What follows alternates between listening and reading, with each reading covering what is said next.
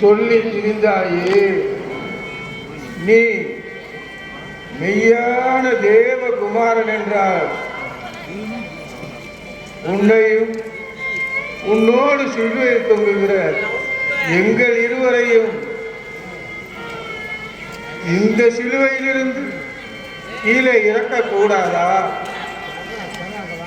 அடே பொல்லாதவனே, நாம் சாக போகின்றோம்.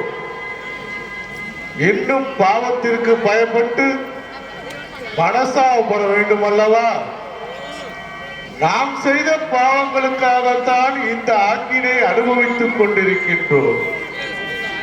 இவர் என்ன குற்றம் செய்தார்? இவர் மாசில்லாதவர் அல்லவா? ஆண்டவரே, மோட்ச ராஜ்யத்திற்கு எழுந்தள்ளி போகும்போது அடியனையும் நினைத்தள்ளும் சுவாமி.